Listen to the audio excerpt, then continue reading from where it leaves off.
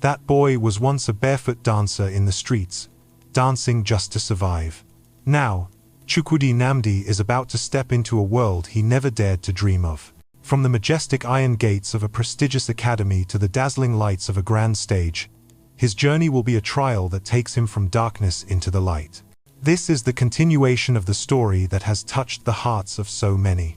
The story of the boy who used his dance to find a family. And believe me, what happens next will inspire you and stay with you forever. The morning sun cast golden rays upon the majestic iron gates of Kingsway Academy, one of the most prestigious schools in Lagos. Its ancient brick walls were covered with vibrant bougainvillea, and the lawn inside was lush green, perfectly trimmed to the centimeter. For most students, this was a familiar sight, but for Chukwudi, it was like a fortress he wasn't sure he could conquer.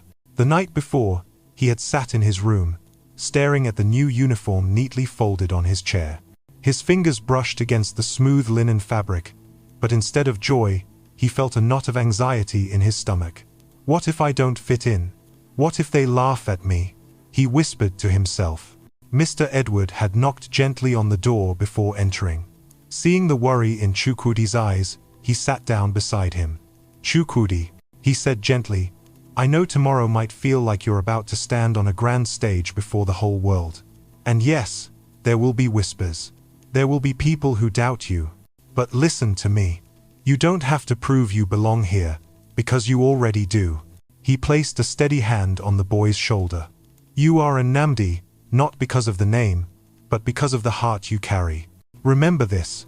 The courage you had when you danced in the streets to fight off hunger, that courage will take you anywhere. And if there's ever a moment you feel small, hold your head high. Even kings were once boys that no one believed in. Those words still echoed in Chukwudi's mind as he stood before the school gates, holding Adize's hand tightly. She, in an identical uniform, smiled reassuringly at her brother. Over the past 6 months, she had become his closest ally.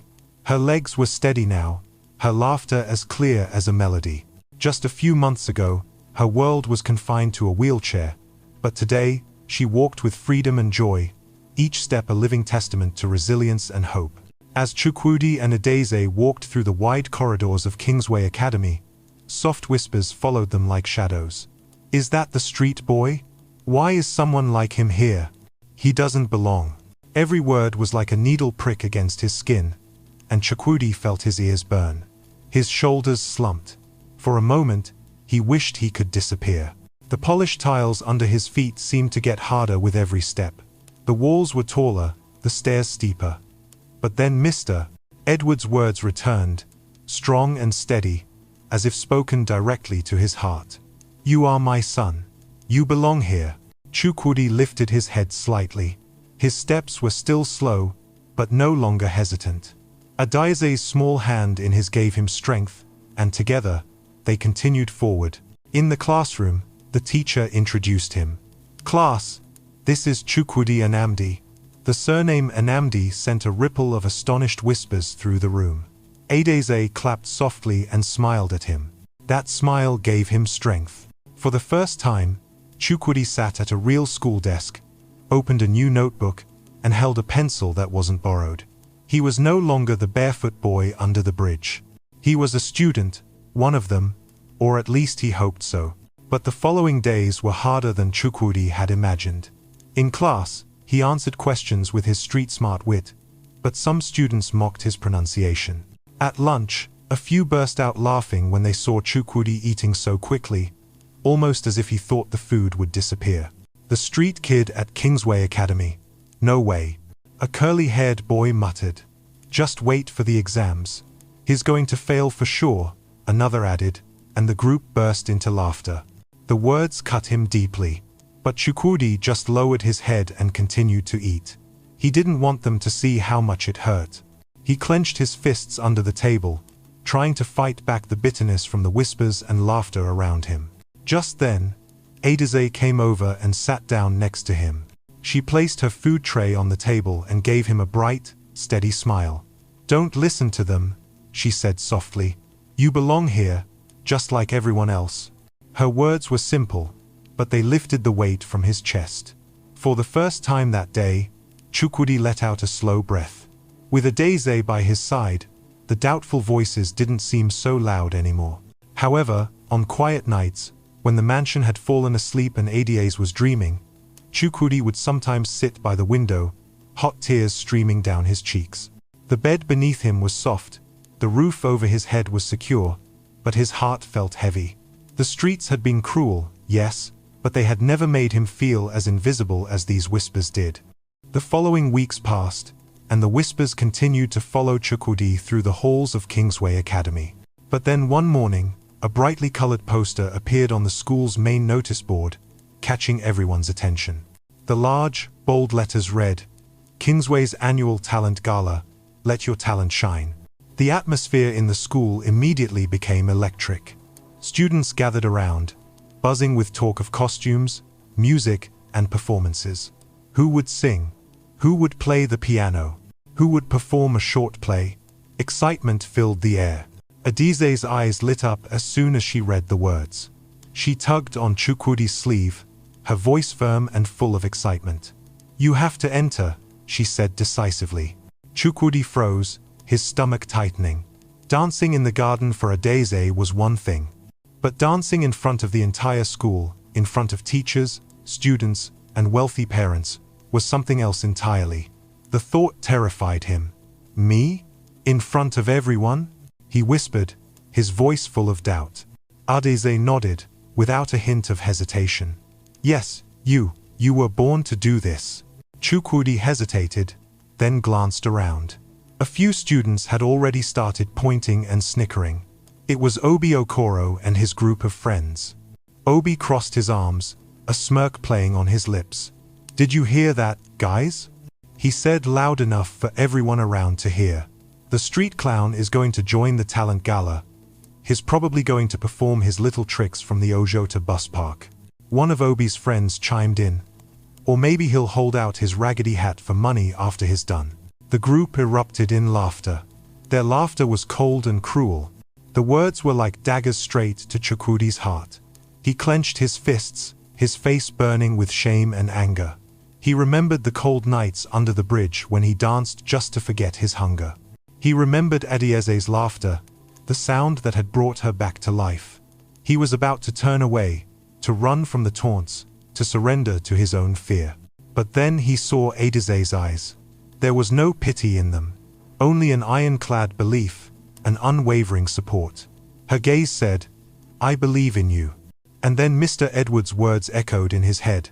"The courage you had when you danced in the streets will take you anywhere." A fire ignited in Chukwudi's chest. This was no longer about dancing. This was a fight to defend his own honor, to protect Adieze's smile, and to prove that he was not a clown. He belonged here. Slowly, with his hands still trembling but his gaze now firm, Chukwudi walked towards the notice board. He took the pen hanging from a string. All the noise around him seemed to fade away. He could feel dozens of eyes fixed on him. And then, with a clear, decisive stroke, he wrote his name on the sign-up sheet, under the dance category, Chukwudi Namdi. The whispers around him immediately grew louder, filled with astonishment and ridicule. But Chukwudi no longer heard them. He just turned to look at Adieze and gave a slight nod. He didn't say a word, but Adieze understood. He had accepted the challenge. He would not run anymore. He would dance. From the day Chukwudi signed his name on the list, the garden of the Namdi mansion was transformed. It was no longer just a makeshift stage for playful antics. It had become a serious rehearsal space. Every afternoon after school, while the other children at Kingsway were attending violin lessons or fencing classes, Chukwudi would take off his restrictive leather shoes, letting his bare feet feel the familiar grass. He practiced for hours, his t-shirt soaked with sweat. He spun, flipped, and performed steps he had created himself from memories of the bustling Lagos streets. Adieze had taken on her new role with extreme seriousness. She was no longer a clapping spectator. She had become Chukwudi's coach, director, and toughest critic. Sitting on a wicker chair, holding a notebook and pen, she observed her brother's every move. "Again," she commanded, after Chukwudi had just completed a complex turn. "Your spin was wobbly, faster, more decisive. You have to show them you own the stage, not that the stage owns you. It's just a dance, Adeze, Chukwudi panted, his hands on his knees. Adeze shook her head, her gaze surprisingly stern. No, it's not just a dance anymore. This is our story. You have to tell it right. Tell them about the Ojota bus park, tell them about the cold nights, and tell them about the laughter. They have to understand. Spurred on by his sister's determination, Chukwudi continued. He was no longer dancing just for fun. He was dancing to tell a story. Each step was a word, each leap a sentence. He was weaving a poem with his own body. Meanwhile, the news that the Namdas's street boy would be participating in the talent gala had spread like wildfire through Lagos high society. At the exclusive Ikoyi Golf Club, where multi-million-dollar deals were signed over fine whiskey, the story became a major topic of conversation. One evening, as Mr. Edward was sitting with a few business partners, a large man in a magnificent agbada approached his table. It was Chief Okoro, Obi Okoro's father and also Mr. Edward's biggest competitor in the telecommunications industry. Edward, my brother. Chief Okoro began with a polite smile, but his eyes were full of calculation. I hear your adopted son is performing at the Kingsway Gala. What a brave gesture. Mr. Edward just took a sip of his drink, not responding. Chief Okoro continued, his voice lowering as if sharing a secret. Listen, as a friend, I'm just worried about you. You've spent a lifetime building the Namdi name. To let a boy of unknown origins, with his street dances, represent your family on such a prestigious stage. Isn't that too risky? What will people say? They will laugh at you, Edward. The atmosphere around the table grew tense. The other business partners fell silent, glancing at Mr. Edward, waiting for his reaction. They were used to a cool, calculated Edward Namdi, who always put reputation and image first. They expected him to find a way for Chukwudi to withdraw gracefully. But they were wrong. Mr. Edward slowly put his glass down on the table. He looked up, meeting Chief Okoro's gaze directly, and for the first time that evening, he smiled. But it wasn't a polite smile. It was the smile of a lion. My reputation, Okoro? He said, his tone calm but each word as heavy as lead. Let me tell you about my reputation. My daughter is walking again, thanks to that boy. My house, which was once filled with silence, is now filled with laughter, also thanks to that boy. That boy has more courage and a purer heart than half the people sitting in this room combined. Those are the things that define the Namdi name today, not what you all whisper behind my back. Mr. Edward stood up, his tall frame seeming to fill the space. That boy will dance, and I will be sitting in the front row, clapping louder than anyone else. If you find that laughable, then by all means, laugh. But remember, while you are busy laughing at kindness, I am busy building a family. With that, he turned and walked away, leaving Chief Okoro and the others speechless at the table.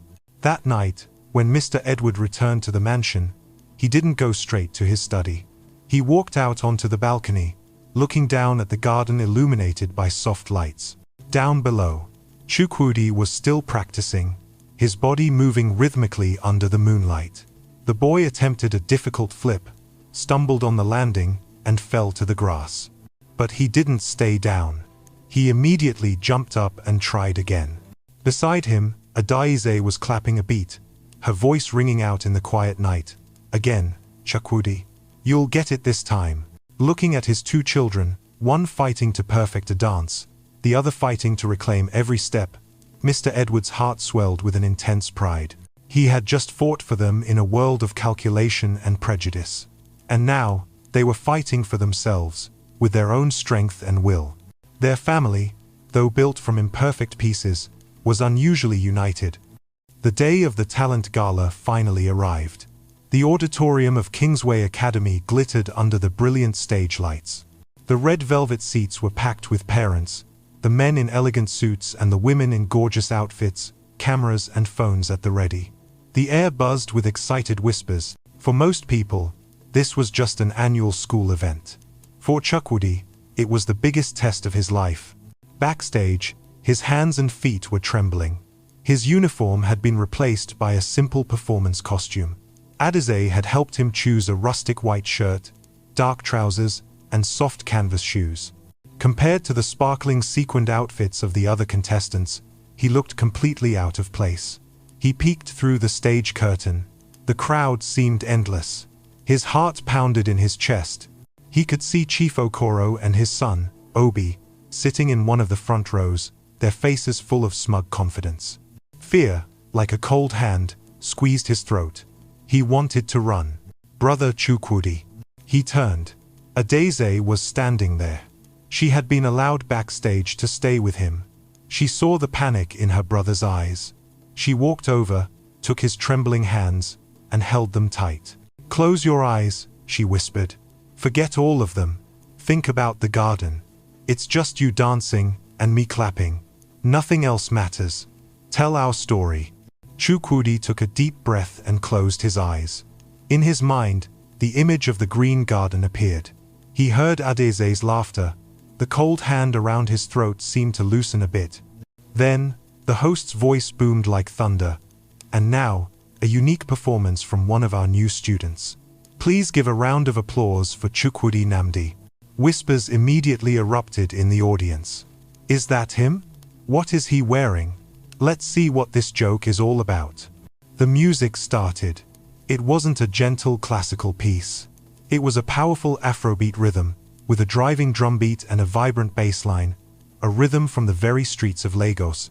For a heartbeat, Chukwudi froze under the glare of the stage lights. The whispers seemed to engulf him.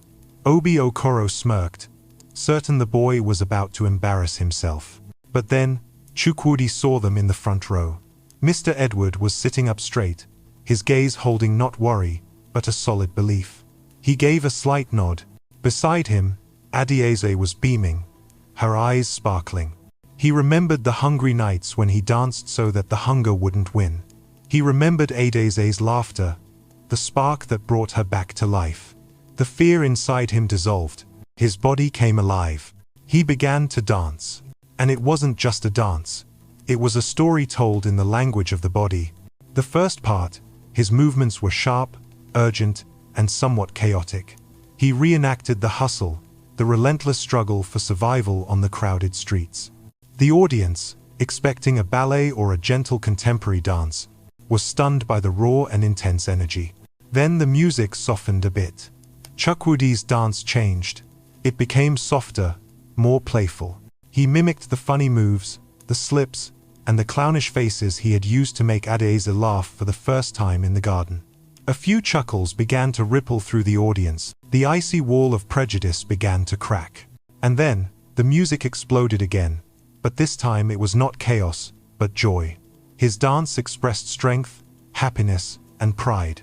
He performed a high leap, landing perfectly. He spun like a whirlwind, then stopped abruptly, reenacting the image of someone stumbling while learning to walk, almost falling, but then being lifted by an invisible force, standing taller and stronger than before. Finally, as the last drum beats faded, he ended in a powerful pose, chest forward, head held high, arms spread wide as if embracing the world, his eyes locked on his family. When the music ended, the auditorium fell into an almost absolute silence. Everyone seemed to be holding their breath, processing what they had just witnessed. And then, a single clap rang out, clear and decisive. Mr. Edward Namdi was on his feet, applauding with pride, tears glistening in his eyes. Adesai stood up beside him, her applause echoing. Then, the entire auditorium erupted. Cheers, applause, and whistles thundered through the hall. The people who had whispered, the ones who had mocked, were now all on their feet, clapping relentlessly.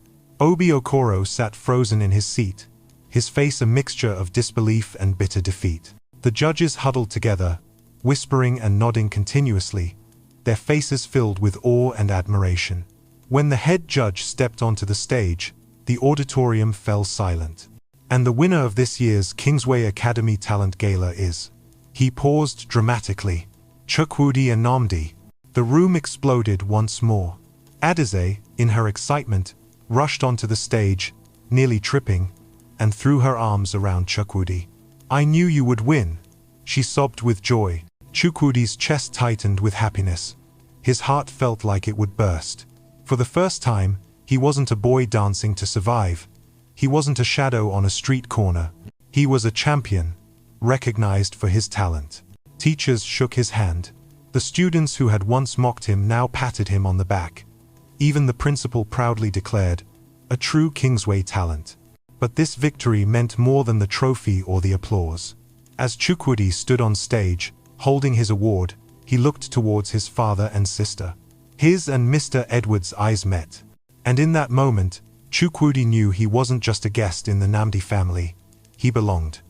That night, the Namdi mansion was brighter and more alive than ever.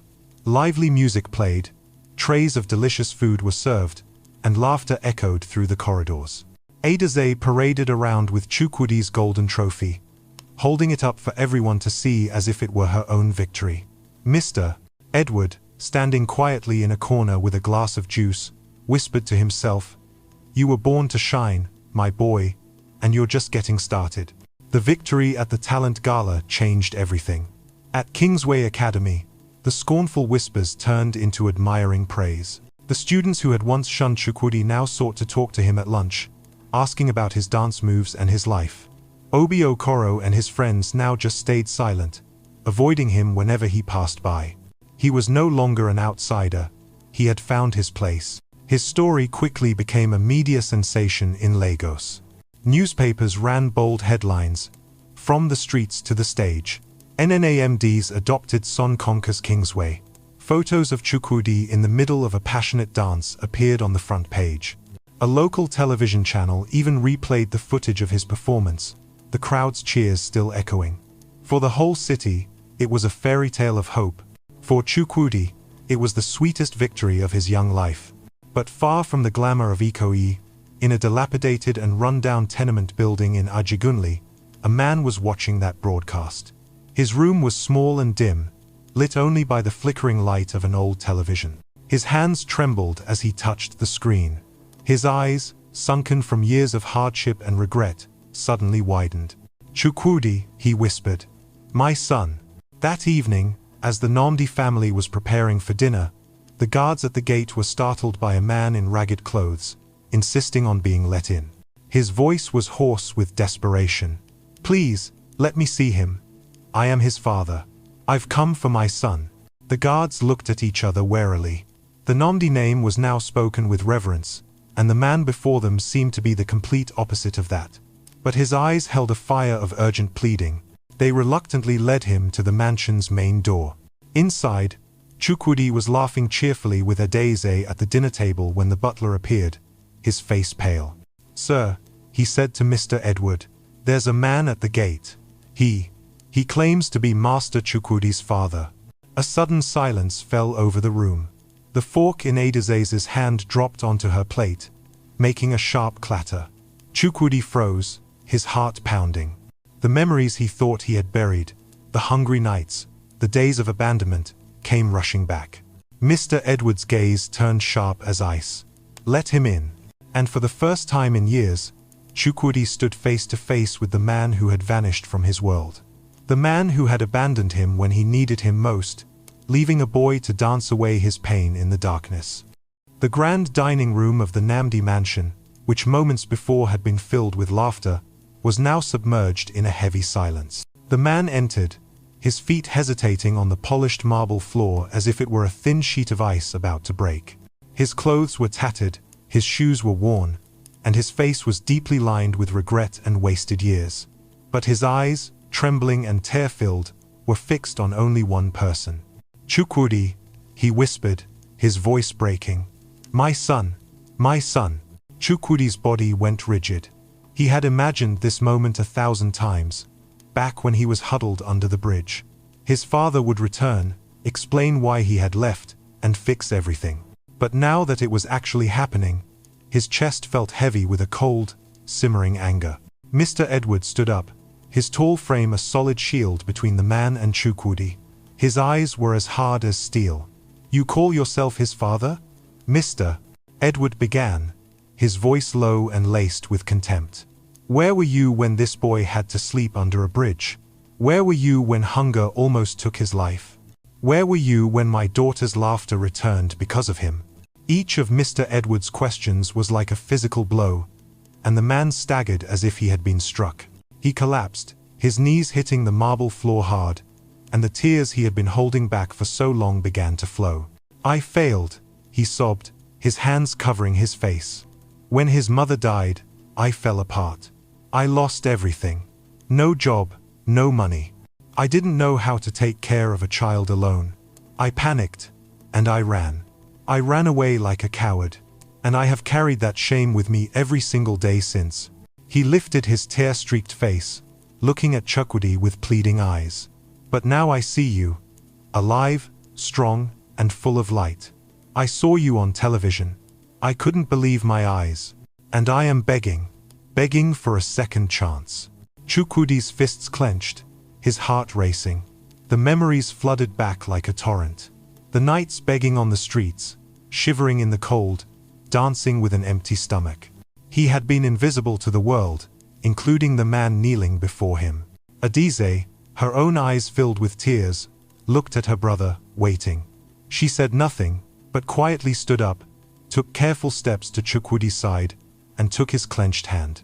Her grip was a silent reminder. You are not alone anymore.